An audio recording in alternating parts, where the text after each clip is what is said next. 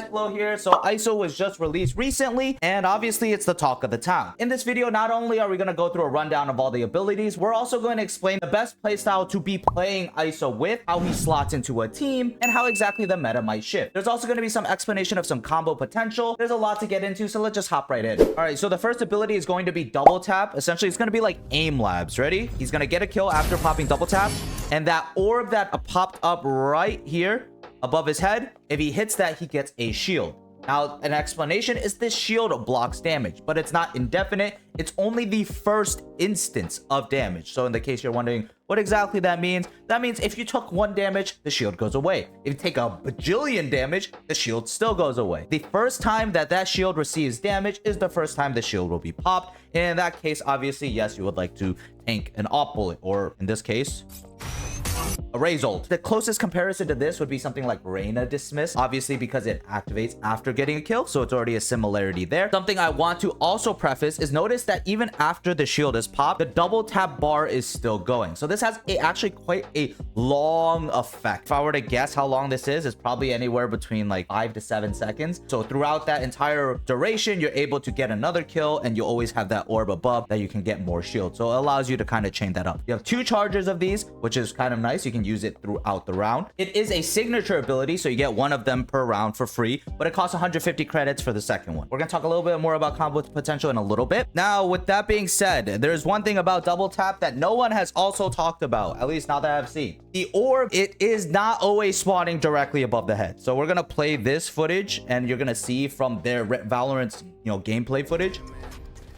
To the right, slightly to the right, directly above, and that one was far to the left. So you're actually playing grid shot. All right, next we have his wall, or contingency is what it's called. Personally, this is one, if not my favorite ability. I also think it's probably his most reliable and OP ability. So basically, he shoots this wall similar to a harbor wall, but like Astra's ult, it doesn't take any bullet damage. It doesn't pen, it doesn't break. You could just spam the hell out of it. It's gonna tank the entire thing. As far as I know, you're unable to stop this wall, unlike Harbor's Cascade, where you can just press C again and it'll just stop there. This just continues until I believe it hits something. Maybe there's an ultimate range. Really great for pushing up behind. You see how it's curved around the sides? It's gonna help block from the left and right a little bit more. On Haven, for example, going up C long is gonna be insane. It's always smoked. They're always gonna be spamming down it. Throwing this wall will make sure that you don't have to worry about sight, and then you could just maybe clear hard left, hard right when you're coming out on C site. We'll kind of run through a little bit of gameplay. This ability so far, it just looks pretty simple. It does look like you need line of sight, so unlike Cascade as well, where you can just throw it through the wall, it looks like you have to be standing without any obstruction, otherwise the wall won't go straight. There is one thing I did notice from this clip, and that's when this wall hits the Raze, it looks like it disappears.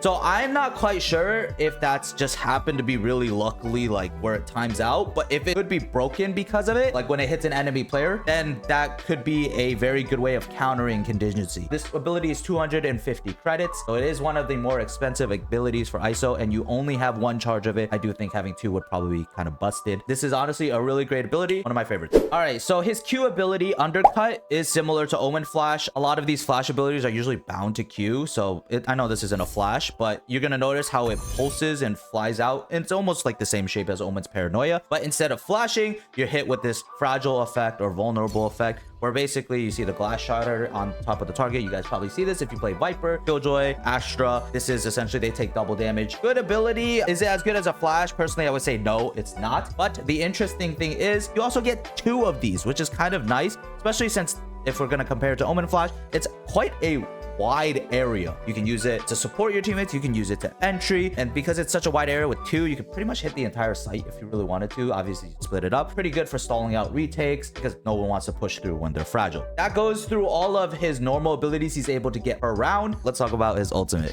Wait, before we continue, I want to thank the sponsor of this video, GOSU Academy. If you want to be the best at Valorant, there's no better place to go. And here, let me tell you why. They understand that there's no shortcut to getting good. That's why even their most basic training programs are a month long. You'll have access to masterclass lessons from professional coaches that have coached professional teams, demo review, and Q&A classes, as well as full access to a huge community of other players around the world that are just as committed to getting better like you. I haven't even told you the best part yet though. Each week, there are 10 mans hosted by GOSU Academy that anyone within the rank range can join. There you'll meet others at your same skill level and play 10 mans that will also be reviewed at the end with a live coach to answer any questions that you might have. Now you might be thinking, wow, this is all great and stuff, but it must be expensive. And to that I have to say, yeah, psych. The basic package is only $29 a month for everything I listed above. But here, let me help you out a little. If you use code FLOW at checkout, all it will cost you is this.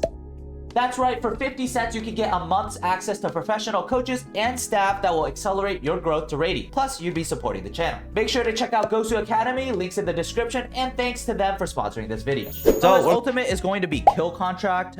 Some people like to call it a domain expansion because of the way you literally pull someone into another world. What we really want to be paying attention to is the concept of it. So when you ult, the size of the ult is close to a fade ult or a breach ult. It's quite large. And then after that, it's whoever's closest to you that gets pulled into this area. Now, there's a few things I want you to pay attention to. Number one is that when you get pulled into this area, you receive max HP. So it's pretty much fair, except for one thing I'll explain in a second. If you have 1 HP and you get ulted, you're gonna get back to 125 or 150, depending on what you had at the beginning of the round. So if you had shields, then you'll get brought up to that. If you don't have shields, you get brought up to that. So it kind of depends on what you bought in the beginning of the round. Any damage you take within this zone gets negated once you exit the ult. Doesn't matter if you get dropped down to 1 HP. You're not going to come out of the ult with a 1 HP. The way you spawn back is a little bit weird though. It does seem like it's similar to you just like canceling Omen ult, kind of instantly there again. But what we really want to pay attention to is what happens here. In this zone, you're challenged to a one-on-one. In about a couple seconds,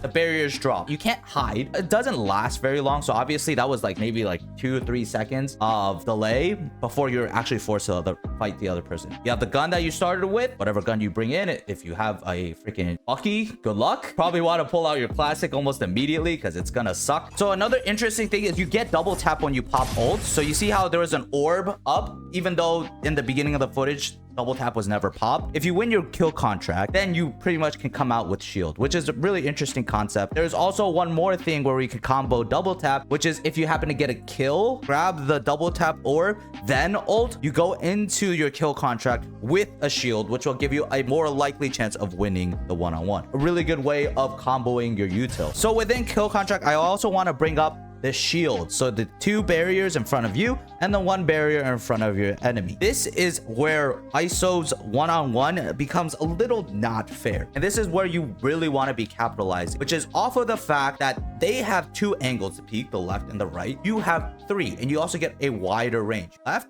right, and center. And obviously, even though these barriers look translucent, they're not, because you don't see the enemy anymore. So they also don't see you, and they wouldn't be able to tell which side you're on. They kind of have to guess. And when the barriers drop, it's pretty much whoever flicks the best. But you have a lesser angle to need to flick between because there's only a certain amount of how wide you can really peek. But compared to them, and they have to check the far left and far right as well as the center.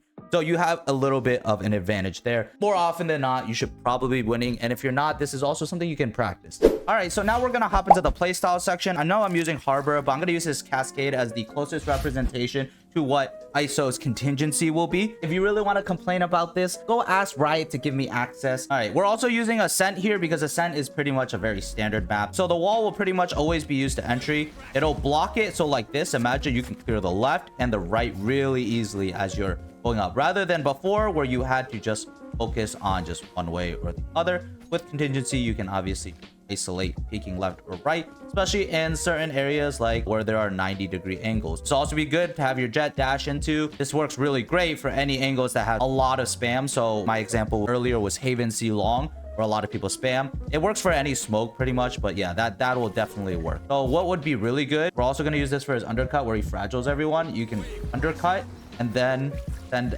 out a wall for your team, and that way anyone on this deep area would get fragile, have a hard time peeking. At the same time, your teammates just follow up the shield. Most of the time your site execs are going to look like that, where you're just gonna throw some util for your teammates and then throw your wall out and then scale up with the wall. Ideally, because you're like this, you're gonna be like secondary one in. I would obviously set them up with a fragile, hit everyone on the common place, and then send out the wall, and then try to like kind of bait your teammate, because if your like jet is going out, someone's gonna swing them. If you get the kill, you're gonna be able to snowball a lot harder with getting the shield, and then you'd be able to be like almost as aggro, if not even more aggro than the initial jet going in. And that's when you like kind of become a lot stronger. Now, let's also talk about how the ultimate will work. So when you ult, you're gonna want to choose how you ult. There's gonna be two playstyles. So we're going over the attack side right now. So when you're ulting, you want to make sure your team is almost scaling. Like they've already begun to hit the site. There's normally where it's like 2A, 1 mid, 2B. That's a very common setup. That means there's going to be one person on site while you're 1v1ing this. And your teammates will scale up, kill this one person as a 4-on-1. And then if you win the fight, awesome. It's a 5-on-3. What's awesome about this is even if you lose, you take the site still because your teammates will kill this guy coming out of the ult. So that's why you will time it like that. If you time it too early, like you ult first, and your teammates aren't coming out, if you lose too early, then your teammates won't be able to find this guy and kill him as he's coming out the ult for free. That's why you kind of want to time it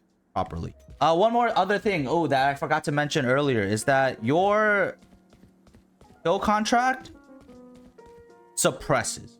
So when you use this, you can use this against other ults. There's also one more thing that I want to mention with the ult is remember that it always hits the person closest to the ult. So if you like ulted from here, your teammates would pretty much not need to check the hard right. All right, so let's move on to the defense. We all know that spamming smokes is really common. They have this tiny gap where they have to push through. The odds of me hitting somebody is pretty high. The odds of them spamming back is kind of low. Anyway, it's even better with ISO if you use it in combination with his undercut because it's fragile, right? So then that means that the amount of kills you get is even higher. On a site exec, you just throw it through down this and then you run out and just blow everyone down. You're really gonna just pop all your abilities on the site exec and try to do as much damage as possible. So you want your double top obviously to be active so you can continually chain up this shield. Your contingency to be up to block some angles, make it more awkward for them. And then also you want to hit them with your undercut so that they're just a free kill. And then you can kill, pop, and then you have your wall, you scale up. Basically, you're going to be a one-man juggernaut on site trying to get as many kills as possible. And it's a very fast-paced way of playing. Using it to support your teammates is also really strong. So playing something like off-site. So on every map, there's always an off-site player. Instead of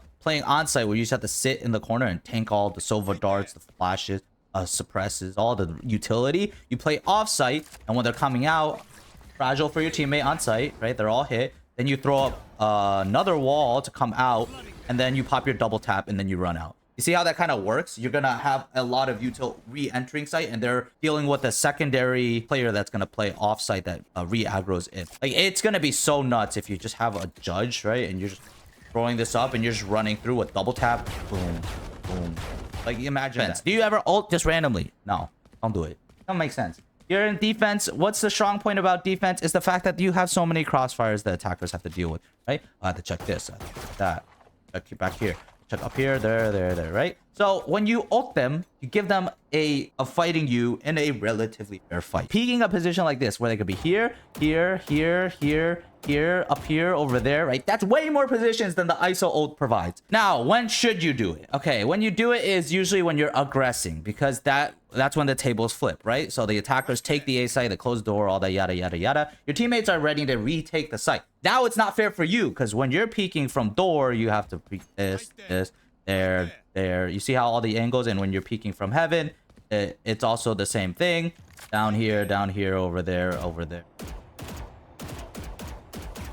You see how it's way harder now. Now it makes sense to ult because the chances are better for you than the situation already given to you. So that's how you want to determine when to use your ISO ult. It also is good in a 1vx. You don't know where they are? Well, then you do that. And then you just throw it out. You change it to 1v2, which is winnable. 1v1, which is even more winnable. It's situational awareness that makes you good at understanding when to use your ISO ult. And the last time to use it is to suppress. So a lot of the times, Raze ult is coming out, right? Sometimes you know you're just gonna die. I'm gonna die. The Raze is gonna ult, and it's over. That's it. Instead of doing that, you can ult them, and then all of a sudden, now it's a fair fight. It's really good against things like Jet, who pop knives, and then you get suppressed. They only got the knives and shields, and then now they're pulled into your kill contract, and all they have is a classic. Works great with chamber as well, so those are all times that you would want to use it. If you can isolate them, those are the times where you make them really sad. Anyway, this is my pre-release ISO guide. I'm going to be playing a lot of ISO. If you enjoyed the guide, you found it helpful, make sure to subscribe to see all those 20 to 30 minute guides that are coming out so you can be the best ISO player there is. With that being said, flow out.